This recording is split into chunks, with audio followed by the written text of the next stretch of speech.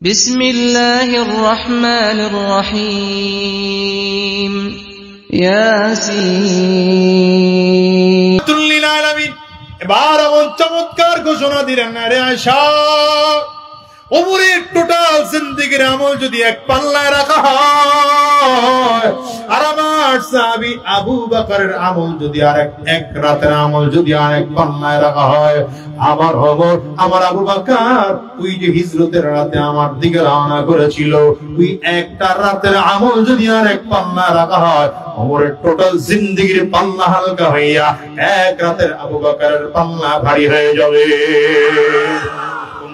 কোন রাতটা হিজরতের রাত, কারণ হিজরতের রাতে আমার নবীকে আল্লাহ তাআলা হযরত ওমরের মতো বাহাদুরকে নিয়ে হিজরত করতে বলেন নাই, হযরত আলী রাদিয়াল্লাহু আনহুর মতো যোদ্ধাকে নিয়ে হিজরত করতে বলেন নাই। জিবরিল এসে বললেন পয়গম্বর এখনই আপনাকে হিজরত করে মদিনার দিকে যাওয়া লাগবে। রাসূল আরবি বললেন সঙ্গে কাকে নিয়ে যাব? আবু বকরকে নিয়ে রওনা করেন। আগে জিবরিল বলে রেখেছিলেন, সেদিন থেকেই নবী বলে দিয়েছিলেন আবু বকর যে কোনো দিন হিজরত করে মদিনা যাওয়া রাখতে পারে মক্কা ছেড়ে। হযরত রাসূল আরবি অনুমতি পাইয়া চলে গেলেন আবু বকরের বাড়িতে, গিয়ে আস্তে করে ডাক দিয়েছেন, আবু বকর ডাকটা দিতে দেরি হয়, দরজা খুলে লাব্বাইকা ইয়া রাসূলুল্লাহ বলে দাঁড়াতে দেরি হয় না। নবী আমার ডেকে বললেন রে আবু বকর ডাক দিলাম দাঁড়াইতে দেরি হলো না, ব্যাপারটাকে দরজা খুলতেও তো মানুষের দেরি হয়, বিছানায় বসলে বিছানায় শুইলে তো উঠতেও দেরি হয়। নবীর দিকে তাকায় আবু বকর কান্না করেন আর বলেন পয়গম্বর আমার দেরি কেন হবে? না নবী আমার, আমি কোনদিন আপনি যেদিন থেকে বলেছেন যে কোনদিন হিজরত করে মদিনায় যাওয়া লাগতে পারে সেই দিন থেকে আরম্ভ করে আমি কোনদিন বিছানার মধ্যে পিঠ লাগায় ঘুমাই না। আমি আমার সন্তানদের কাছ থেকে বিদায় লইয়া দরজার মধ্যে পিঠ লাগায় আমি ঘুমাই।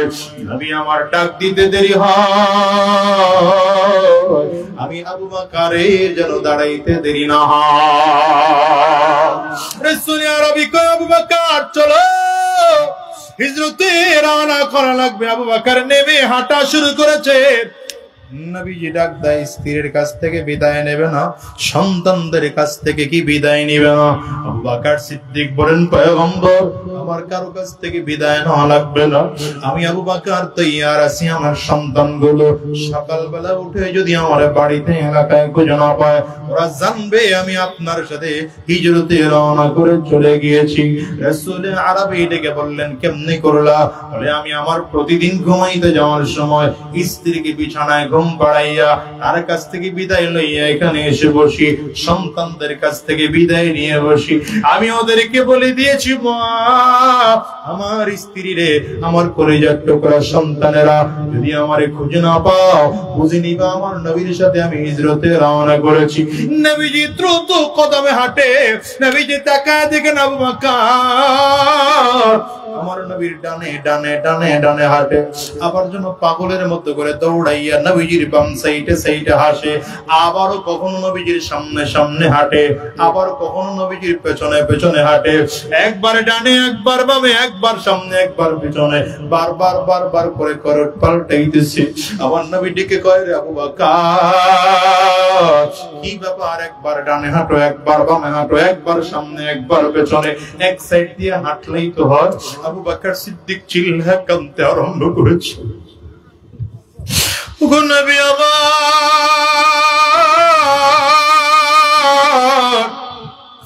আজকের এটা হিজরতের রাত, আপনি আবু বকরের মতো একটা বৃদ্ধ মানুষকে নিয়ে রওনা করলেন হিজরত করার জন্য, আমি কয়টা দিক আপনার খেয়াল রাখবো? হুজুর আপনি ওমরের মতো বাহাদুরকে নিয়ে রওনা করলেন না, আলীর মতো যোদ্ধাকে নিয়ে রওনা করলেন না, ওসমানের মতো নওজওয়ানকে নিয়ে রওনা করলেন না।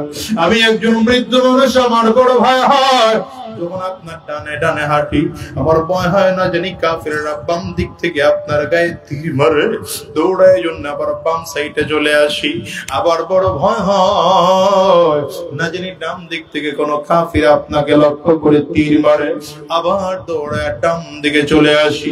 আবার আমার মনে বড় ভয় হয় না জানি কোন কাফির সামনের দিক থেকে আপনার তীর মারে, আবার দৌড়ায় সামনের দিকে যায়, আবার মনে ভয় হয় না জানি পেছন দিক দিয়ে কোনো কাফের আক্রমণ করে, আবার দৌড়ায় পেছন দিকে যায়। নবী বারবার করে করুট পাল্টায় টানে বামে সামনে পিছনে ঘুরি।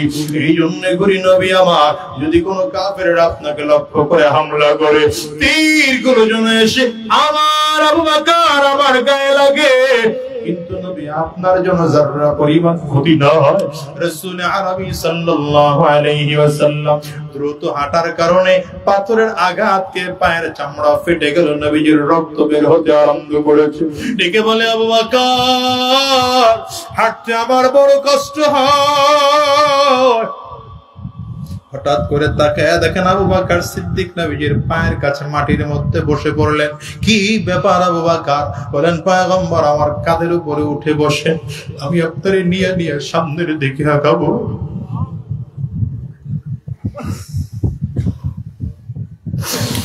আবু বকর সিদ্দিক উঠেছেন পাহাড়ের চূড়ায়। রাহমাতুল লিল আলামিনের বিশ্রাম দরকার। আবু বকর সিদ্দিক বিশ্রামের জন্য বিছানা রেডি করবেন। নবীকে ডাক দেয়, পয়গম্বর আপনি গর্তের মধ্যে আগে ঢুকেন না, আমারে আগে ঢুকতে দেন। আবু বকর সিদ্দিক গর্তের মধ্যে ঢুকে তাকায় দেখেন ছোট ছোট কতগুলো ছিদ্র দেখা যায়। বুঝতে বাকি নাই অবশ্যই এখানে বিষাক্ত কোন প্রাণী আছে। নিজের চাদরটা ছিঁড়ে এক একটা গর্তগুলো বন্ধ করতে আরম্ভ করেছেন। সব গর্তগুলো বন্ধ কইরা একটা গর্তের মধ্যে পায়ের গোড়ালি দিয়ে চাপ লাগাইয়া নবীজির জন্য বিশ্রাম রেডি কইরা বিছানা রেডি করে নবীকে ডাক দেয়, পয়গম্বর আপনার জন্য বিছানা রেডি আছে। আরে আপনারা তো প্রায় বলেন আলোচনায় শুনে সাপের কানে কামড়ে আবু বকর সিদ্দিক কান্না করেছে। আমি বলি না, সাপের কারণে আবু বকর সিদ্দিক কান্না করেন নাই। আল্লাহ তাআলা আবু বকর সিদ্দিকের চোখ দিয়ে গরম পানি বের করে তাকে বাঁচিয়েছে। এর মূল কারণ কি জানেন মুসলমান? আবু বকর সিদ্দিক রাদিয়াল্লাহু আনহু দোয়া করেন আল্লাহর কাছে, আয় আল্লাহ, ওমরের বীরে আমার নবীরে মন ভরে দেখতে পারি না, ওসমানের বীরে আমার নবীকে মন ভরে দেখতে পারি না, আলীর কারণে আমার নবীকে মন ভরে দেখতে পারি না, কিন্তু আমার মনটাই চায় আমার নবীর চেহারাটা একটু মন ভরে আমি দেখবো। আল্লাহ তাআলা এই জন্য আজকে একা একই আমার নবীর দেখার ব্যবস্থা করে দিয়েছেন আবু বকরকে। আজকে আবু বকরের কোলের মধ্যে আমার নবী শোয়া আছেন। হযরত আবু বকর আমার নবীর চেহারার দিকে তাকাইয়া ভিন্ন কল্পনার জগতে চলে গিয়েছেন আবু বকর।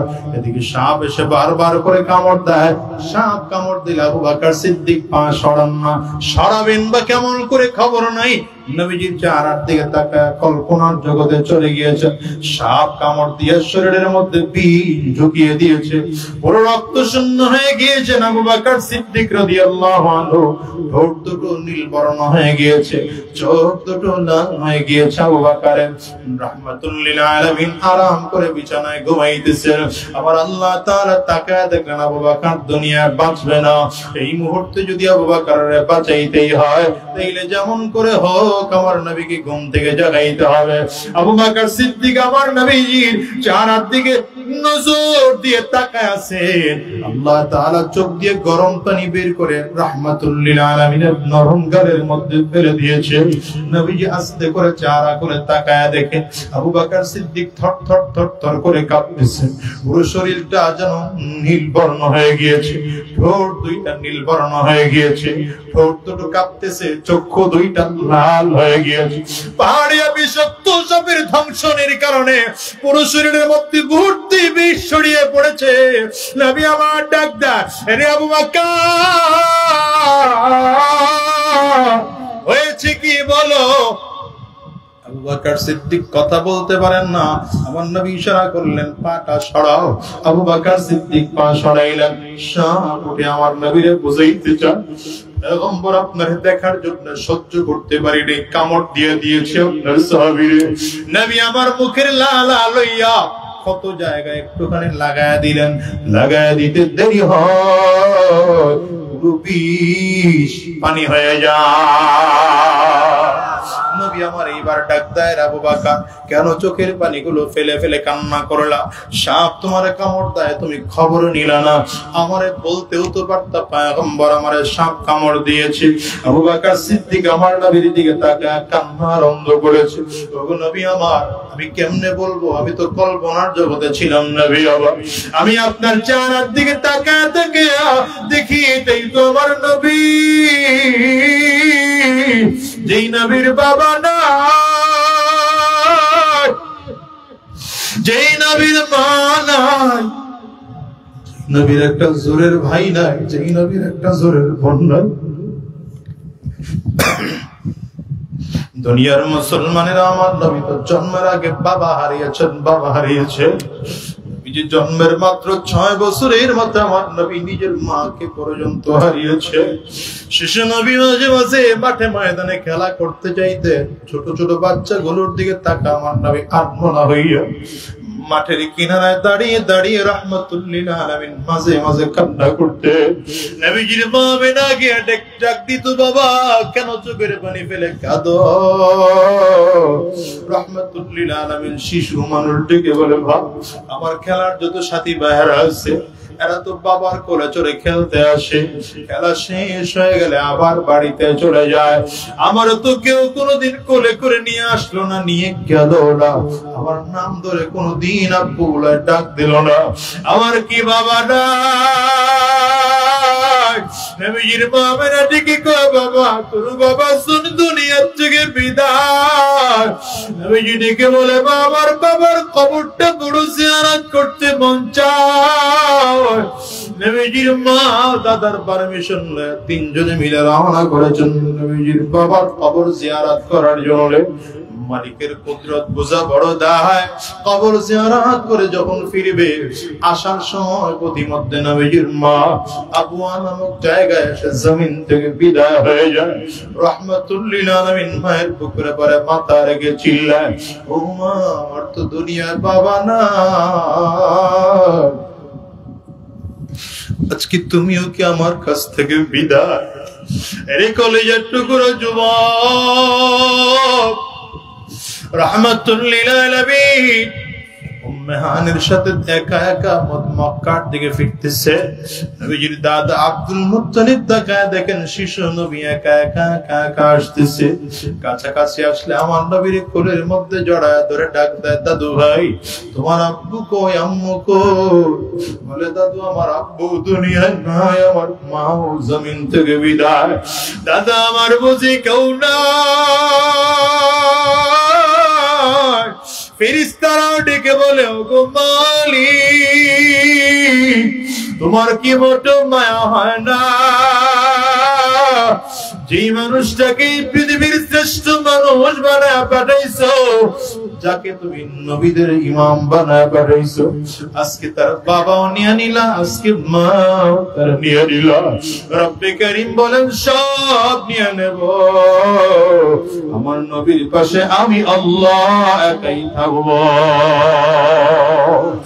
দুনিয়ার মুসলমানেরা হিসাব করে দেখো, এত অল্প বয়সে মা বাবা হারানো কি পরিমাণ ব্যথার যন্ত্রণার বিষয়। আজকের ময়দানটার মধ্যে যদি মা হারা কোনো সন্তান থাকো, বাবা হারা যদি কোনো সন্তান থাকো, বাজার ওই মানুষটার কাছে আমার এই কথাগুলো মূল্য আছে।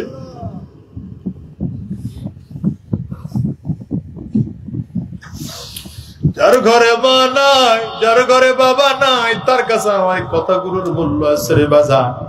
যেই মানুষটার মা আছে বাবা আছে, কোনদিন তোমরা এটা বুঝবা না। যদিও মাঝে মাঝে বলি আমার ঘরেও তো আমার মা নাই। আজকের এই মাহফিলটার মোনাজাত করে দিয়ে বাসায় যে গেলে হয়তো তোমরা দরজায় টোকা দিলে দরজা মা খুলবে। আমি আজাদি বাসায় গিয়ে দরজায় টোকা দিলে আমার মা দরজা খুলবে না। আজকে 18টা বছর আমি আজাদি মা হারা, নিজের টাকা দিয়ে মাকে একটা কাপড় কিনে দেওয়ার ক্ষমতা আমি আজাদির হয় না। নিজের টুকরা যুবক রে, কেমন করে তোমাদেরকে বোঝাবো আমি জানি না। আজকের এই মজলিসটার মধ্যে বাজান আপনাদের কার কার মা না, একটু হাতটা উঁচা করে দেখান। বাবা কার কার নাই আপনারা হাতটা একটু উঁচা করে রাখেন। আমার যুবকগুলো তাকায় তাকায় দেখো মা হারা মানুষগুলো চোখের পানিগুলো ফেলে কান্না কেমন করে করে।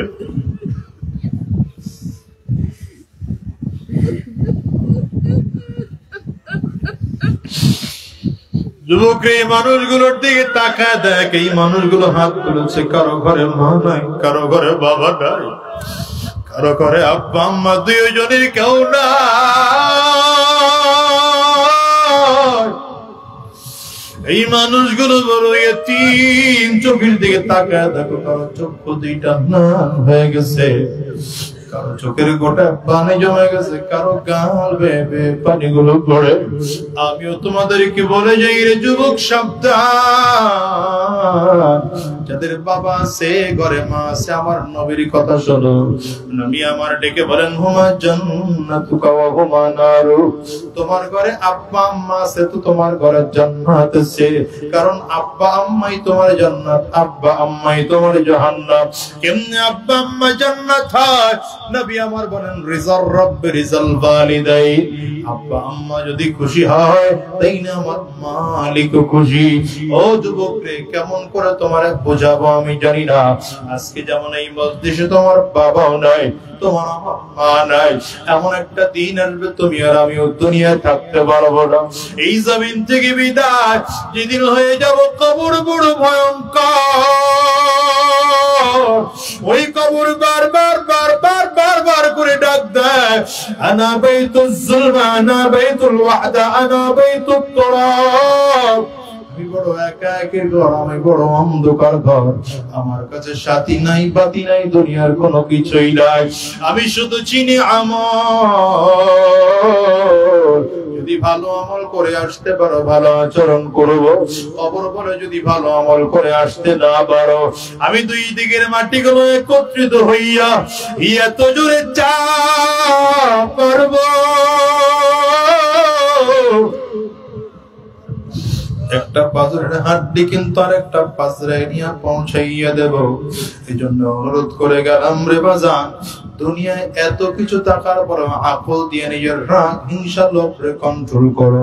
মালিকের পাক্কা সাচ্চা গোলাম হয়ে জমিন থেকে বিদায় হও। কয়দিন দুনিয়ায় থাকবো জানি না, কোন দিন জমিন থেকে বিদায় হবো জানি না, কারণ দুনিয়া আসার সিরিয়াল আছে, বাজান রে যাওয়ার কিন্তু কোনো সিরিয়াল নাই। আসার সময় আগে দাদা আসে, তারপরে বাবা, তারপরে সন্তান। যাওয়ার সময় মনে হয় দাদা দুনিয়া থাকে, নাতি জমিন থেকে বিদায় হয়, বাবা দুনিয়া থাকে, সন্তান জমিন থেকে বিদায় হয়। তোমার আমার ক্ষেত্রে এমন হতে পারে কি পারে না? আওয়াজ করে চিল্লায় বলো। এই জন্য আজকের ময়দানটার থেকে আদা করে বিদায় হও। যতদিন আল্লাহর এই জমিনে বেঁচে থাকবো আর শয়তানি রাস্তায় চলবো না, হারাম রাস্তায় কদম বাড়াবো না, সুদের কারবার করব না, ঘুষের কারবার করব না, রবের গোলামি করব। কারা কারা তৈয়ার আছো? দুইটা হাত উঁচা করে আমার আল্লাহরে দেখাও। আওয়াজ দিয়া মালিকের চিল্লায় ডাকো আল্লাহ। চোখে পানি না আসলে কান্নার বান্দুরে ডাক দাও আল্লাহ।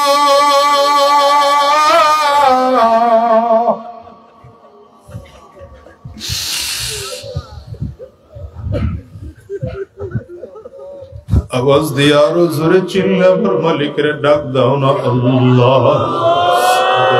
মালিক তাকায় দেখো, তোমার গোলামের চোখের পানি ফেলাইয়া কাঁদে। কারো ঘরে মা নাই, কারো ঘরে বাবা নাই, কারো ঘরে জোরের ভাই নাই, কারো ঘরে জোরের বোন নাই। আল্লাহ, আমরা আর শয়তানি রাস্তায় চলবো না, ওয়াদা করলাম হারাম রাস্তায় আর চলবো না, তোমাকে ভুলে গিয়ে আর দুনিয়ার ধোকায় পড়বো না। আল্লাহ তুমি কবুল করে নাও, কবুল করে নাও, কবুল করে নাও। আওয়াজ দিয়া বলো আমিন। আরো জোরে জবান খুলে বলো আল্লাহুম্মা আমিন। হাতগুলো নামাও।